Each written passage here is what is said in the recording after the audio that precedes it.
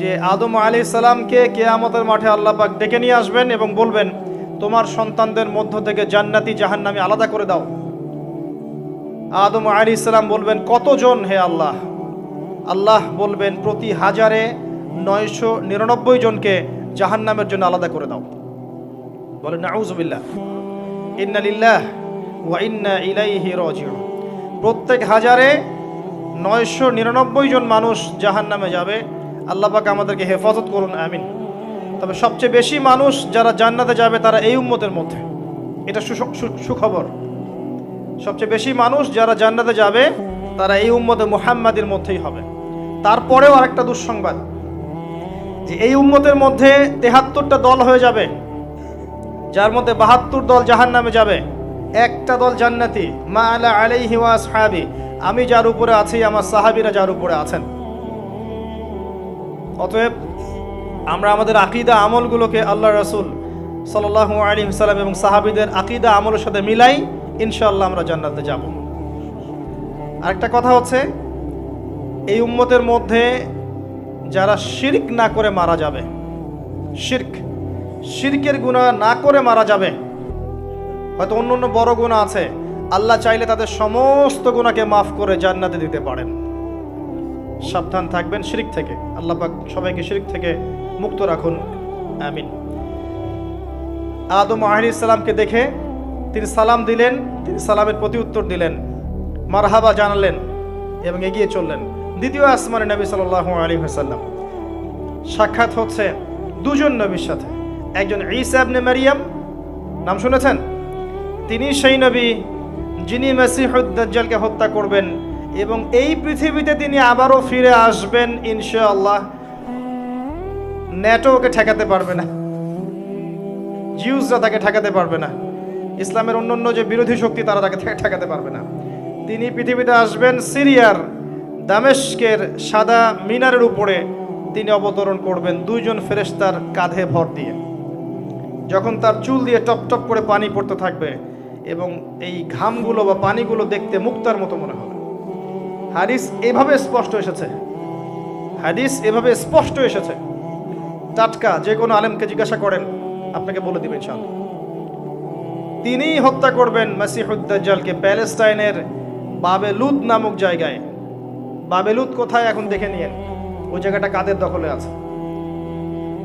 তার সাথে আরেকজন নবীকে দেখলেন, নবী সাল্লাল্লাহু আলাইহি ওয়াসাল্লাম, তার নাম ইয়াহইয়া আলাইহিস সালাম, ঈসা ইবনে মারইয়ামের খালাতো ভাই, বা দুজনের মাঝে একটা সম্পর্ক আছে, আমি এই মুহূর্তে ভুলে গেছি, এরকমই কিছু একটা হবে।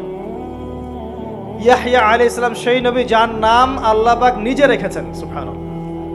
তিনি সাইয়্যিদ ছিলেন, নেতা ছিলেন, নবী ছিলেন।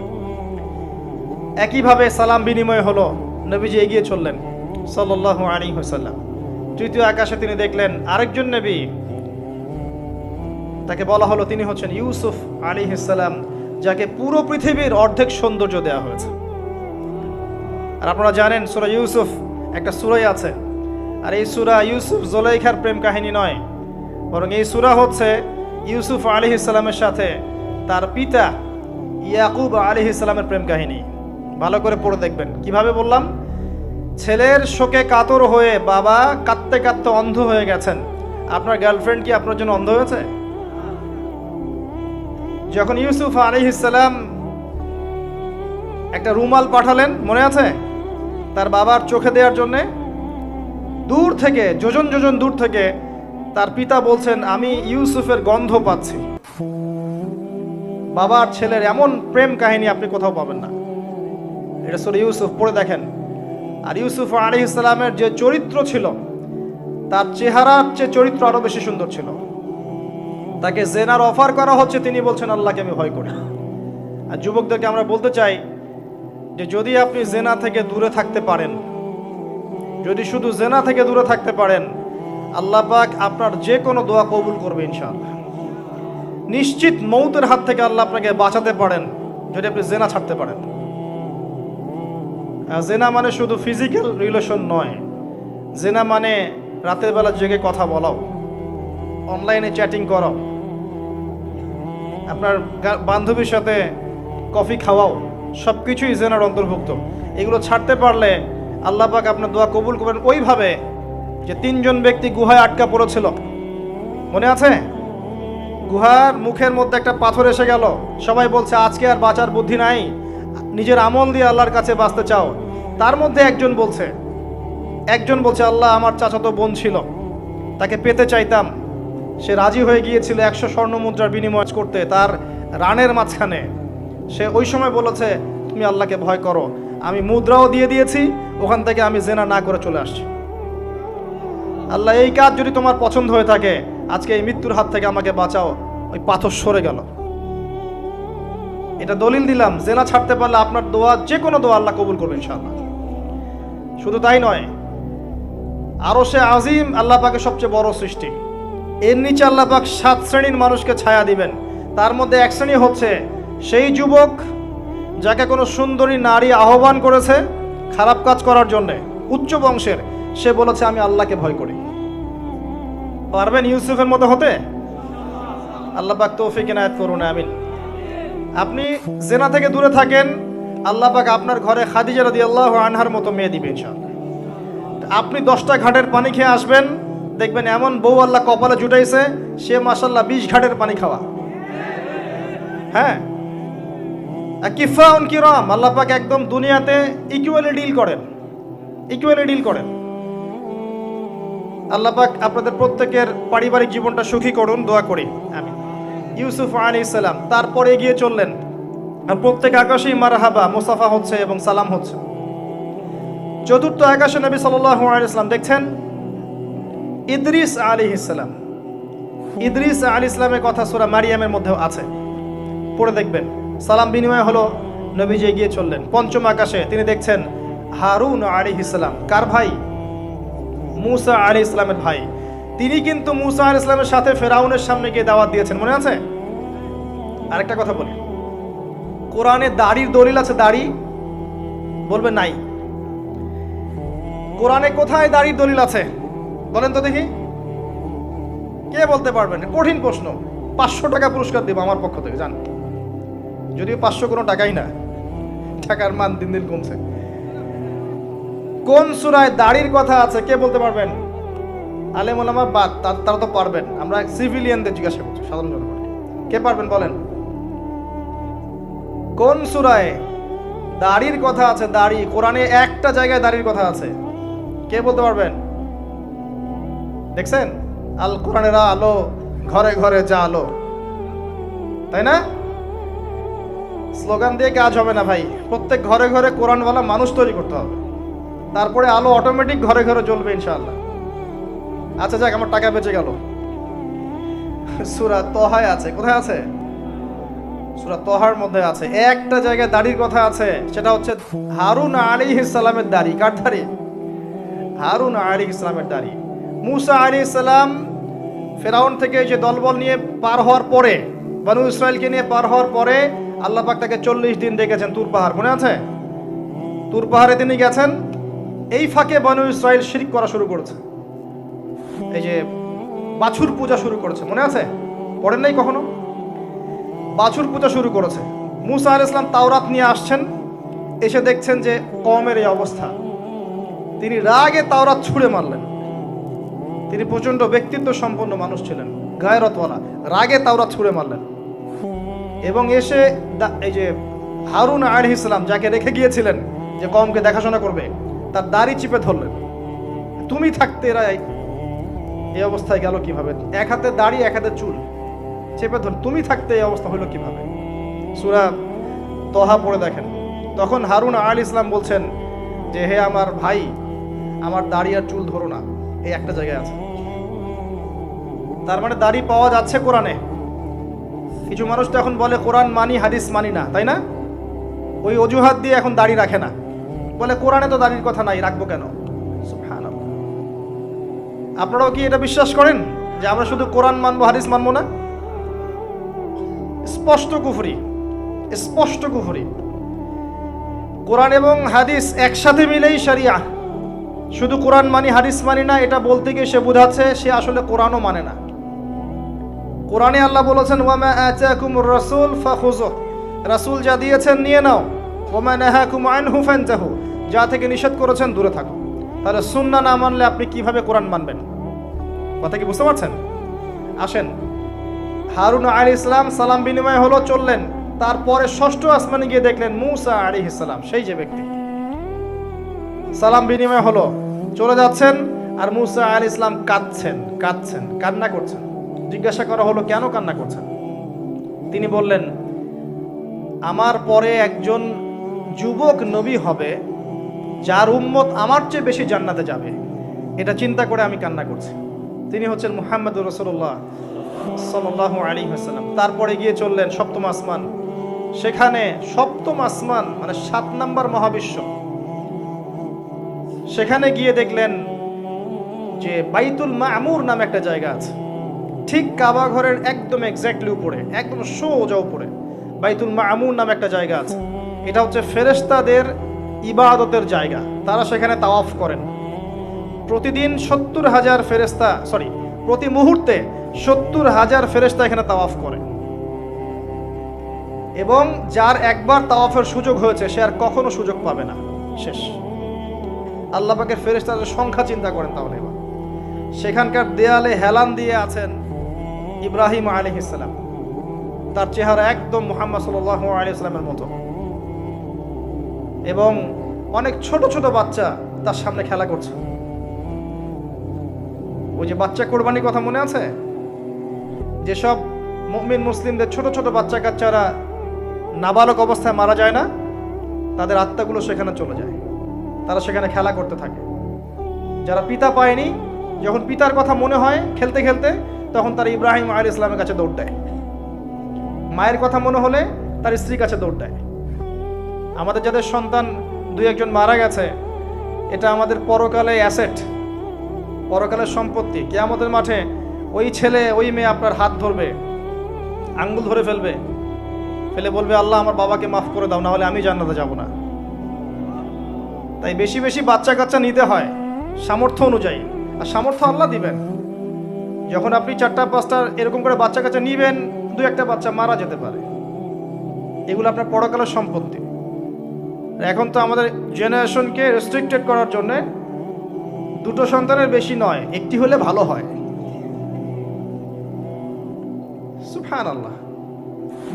মুসলিমদেরকে চতুর্দিক থেকে চাপে ফেলা, চতুর্দিক থেকে গলা চিপে ধরা। জনশক্তিতে রূপান্তরিত হলে কোনো সমস্যা আছে? চাইনিজদের জনসংখ্যা কত? চায়নার জনসংখ্যা কত? ম্যাক্সিমাম জনগণকে তারা জনশক্তিতে রূপান্তরিত করেছে। এই আপনার পশ্চিমারায় ন্যাটো ম্যাটো যত কিছু আছে, চায়নার এগেনস্টে কথা বলুক দেখি, কত বড় সাহস। সারা বিশ্বকে নিয়ন্ত্রণ করে ফেলছে ওরা এখন। কই, তারা তো আর তারা যখন দেখেছে যে আমাদের আর প্রয়োজন নাই, তখন তারা একটা লস দিয়েছে ওদের কান্ট্রিতে। এটা মুসলিমদের জন্য প্রযোজ্য নয়। যাই হোক, সন্তান সন্ততি ওখানে গিয়ে মারা গেলে আপনার অ্যাসেট। এরপরে আসেন, যারা ইচ্ছা করে সন্তান হত্যা করছে, গর্ভের সন্তান যখন জানছে যে এটা মেয়ে, তখন তাকে ফেলে দিচ্ছে। আবার অবৈধ সন্তান যারা অ্যাবর্শন করে নষ্ট করছে, এই যে হত্যাগুলো, এই প্রাণগুলোকে আল্লাহ পাক কিয়ামতের মাঠে জীবন্ত করবেন এবং তাদেরকে দেখিয়ে ওই ব্যক্তিদেরকে চার্জ করা হবে যে কি অপরাধে তাকে হত্যা করা হয়েছে। সতর্ক হয়ে যান। আল্লাহ পাক এটাও বলেছেন, দারিদ্র্যের ভয়ে সন্তানকে হত্যা করো না, রিজিক আল্লাহ দিবেন ইনশাআল্লাহ। এই সমুদ্রের কোটি কোটি মাছকে আল্লাহ পাক খাওয়াতে পারলে আপনাকে আমাকেও খাওয়াতে পারবে ইনশাআল্লাহ, যদি না আমরা আমাদের রিজিকটা সংকুচিত করে ফেলি। মানুষের রিজিক কেড়ে খাচ্ছে সুদের মধ্য দিয়ে। মানুষের রিজিক কেড়ে খাচ্ছে সুদের মধ্য দিয়ে, অন্য কোনো বিষয় নাই, সুদ, রিবা। আসেন, সপ্তম আসমানে এই অবস্থা।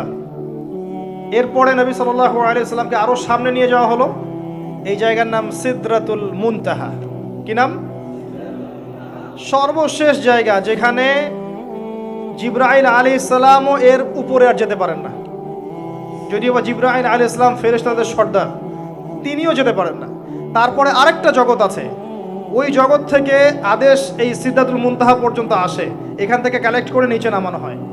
আবার এখান থেকে কোনো আদেশ বা কোনো আদেশ না, এখান থেকে কোনো ফলাফল মুনতাহা পর্যন্ত নিয়ে যাওয়া হয়, সেখান থেকে উপরে তুলে নেওয়া হয়। ওটা একটা বর্ডার, কথা বুঝতে পারছেন? এটা একটা বর্ডার, নো ম্যানস ল্যান্ড। এই জায়গায় গিয়ে জিবরাইল আলাইহিস সালাম নিজের আকৃতিতে আসলেন। 600টা পাখা। কতগুলো পাখা? 600 পাখা। নবী সাল্লাল্লাহু আলাইহি ওয়াসাল্লাম একটু বিব্রত বোধ করছিলেন, তিনি আবার আগের রূপে ফিরে আসলেন। এই জায়গায় বাহন চেঞ্জ করা হলো। এখানে নবী সাল্লাল্লাহু আলাইহি ওয়াসাল্লাম বলেছেন, আমি সিদরাতুল মুনতাহায় এমন কিছু রং দেখেছি, এত অপরূপ সৌন্দর্য দেখেছি, যেটা কোনো মানুষের পক্ষে ভাষায় প্রকাশ করা সম্ভব না। এটা শেষ সীমানা, এবং এটা একটা বড়াই গাছের মতো দেখতে, সরি বড়ই গাছ, বড়াই গাছ না, আসলে বড়ই গাছের, কুল গাছের মতো দেখতে। এরপর আরেকটা বাহন আনা হলো, এটা বাহন চেঞ্জ করা হলো। এবার তিনি আরো ঊর্ধ্বে উঠে যাচ্ছেন, উঠছেন উঠছেন উঠছেন। একটা পর্যায়ে ওই জগতে যে ফেরেশতারা আছেন যারা আল্লাহ পাকের আদেশ লিখছেন, ওই আদেশগুলো লিখার যে কলমের খসখস শব্দ, এটা নবীজি শুনতে পারলেন। সুবহানাল্লাহ। নূরের পর্দার কাছাকাছি তাকে নিয়ে যাওয়া হলো, একদম আল্লাহ পাকের কাছাকাছি, আরশে আজিমের কাছাকাছি। এখানে আল্লাহ রাব্বুল আলামিন সরাসরি তার সাথে কথা বললেন, যা ওহী করার তা করলেন, এবং স্পেশালি 3টা গিফট বা হাদিয়া দিলেন। কয়টা? 1 নাম্বার 50 ওয়াক্ত নামাজ। কত ওয়াক্ত? 2 নাম্বার সূরা বাকারার শেষের 3 আয়াত, সূরা বাকারার শেষের 3 আয়াত। আর 3 নাম্বার হচ্ছে একটা ঘোষণা, হে নবী মুহাম্মদ সাল্লাল্লাহু আলাইহি ওয়াসাল্লাম, তোমার উম্মতের কোনো ব্যক্তি যদি আমার সাথে শিরক না করে মারা যায়, আমি তাকে জান্নাতে দিয়ে দিব ইনশাআল্লাহ। আজকে এই মেরাজুন নবী নিয়ে অনেক আলোচনা হবে, কিন্তু আলোচনা হওয়ার পরে আমরা যদি এই নামাজের পাবন্দ না হতে পারি, সূরা বাকারার শিক্ষা নিতে না পারি, বা শেষের আয়াত মুখস্থ করতে না পারি, শিরক ছাড়তে না পারি, আদতে আলোচনার কোনো ফায়দা নাই। কথা বুঝতে পারছেন? এখানকার 3টা মৌলিক হাদিয়া তিনি নিয়ে আসছেন। এবার নিচে নামছেন, ওই যে 6ষ্ঠ আসমানে অপেক্ষা করছেন কে? মুসা আলাইহিস সালাম। কোথায় যাচ্ছেন? এই কি হলো আল্লাহর সাথে কথাবার্তা? এই হয়েছে। কি দিয়েছে আপনাকে? 50 ওয়াক্ত নামাজ। বলেন কি 50 ওয়াক্ত নামাজ? আমার উম্মতে 2 ওয়াক্ত নামাজ ছিল, পড়তে পারে নাই। পারবেন আপনার উম্মত, আপনি ফিরে যান, নামাজ কমিয়ে নিয়ে আসেন। লজ্জাবোধ করলেন নবী সাল্লাল্লাহু আলাইহি ওয়াসাল্লাম, তাও ফিরে গেলেন। 50 থেকে 45, 45 থেকে 40, 40 থেকে 35, করতে করতে করতে করতে 5। এবারও মুসা আলাইহিস সালাম বলছেন ফিরে যান, পারবে না আপনার উম্মত। মুসা আলাইহিস সালাম কত দূরদর্শী ছিলেন দেখেন, পারে উম্মত?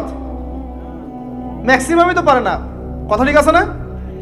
ম্যাক্সিমাম উম্মতই কিন্তু পারছে না 5 ওয়াক্ত নামাজ পড়তে। তো মুসা আলাইহিস সালামের দূরদর্শিতা ঠিকই ছিল, পারবে না আপনার উম্মত। তিনি লজ্জাবোধ করলেন। আল্লাহ পাক বললেন, তোমার উম্মতের জন্য 5 ওয়াক্তই ফিক্স করলাম, কিন্তু যদি 5 ওয়াক্ত তারা ঠিকঠাক মতো আদায় করে 50-এর নেকি দিয়ে দিব ইনশাআল্লাহ। এবং আরেকটা ঘোষণা দিলেন, সেটা হচ্ছে যে তোমার উম্মতের যে কোনো ভালো কাজকে 10 দিয়ে গুণ করে দেয়া হবে। একটা নেকির কাজ করবেন, 10 গুণ বৃদ্ধি করা হবে, কিন্তু একটা গুনাহ করলে 10 দিয়ে গুণ করা হবে না, একই থেকে যাবে। এবং আপনার উম্মতের কোনো ব্যক্তি যদি কবিরা গুনাহ ছেড়ে দেয়, কবিরা গুনাহ তো বোঝেন, বড় বড় গুনাহ ছেড়ে দেয়, তার সমস্ত সগীরা গুনাহ মাফ করে দেওয়া হবে। আর কি চাই? এবার নবী সাল্লাল্লাহু আলাইহি ওয়াসাল্লাম ফিরে আসছেন। এবার শোনেন আমাদের শিক্ষা। ফিরে আসছেন, আসার আগে তাকে জান্নাত জাহান্নাম দেখানো হয়েছে। নবী সাল্লাল্লাহু আলাইহি ওয়াসাল্লাম যে বিষয়গুলো দেখেছেন, এর মধ্যে যেগুলো হাদিসে এসেছে, আমি খুব সংক্ষিপ্ত আকারে বলছি, এবং এখান থেকে আমাদের শিক্ষা নেবেন। মনে রাখবেন, এখন যেগুলো বলছে এগুলো এই উম্মতের জন্য খাস, আমাদের উম্মতে মুহাম্মাদের জন্য খাস। তিনি আসছেন, বারজাখের জগতি হোক আর জাহান্নামের শাস্তি হোক। একজন ফেরেশতাকে দেখলেন, তার মুখে হাসি নাই। কি নাই?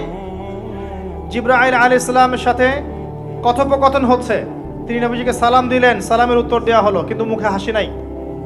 বাকি সবাই তার সাথে হাসি মুখে সাক্ষাৎ করেছেন, এই ফেরেশতা বাদ দিয়ে। তিনি জিজ্ঞাসা করছেন, জিবরিল আলাইহিস সালাম, তার মুখে হাসি নাই কেন?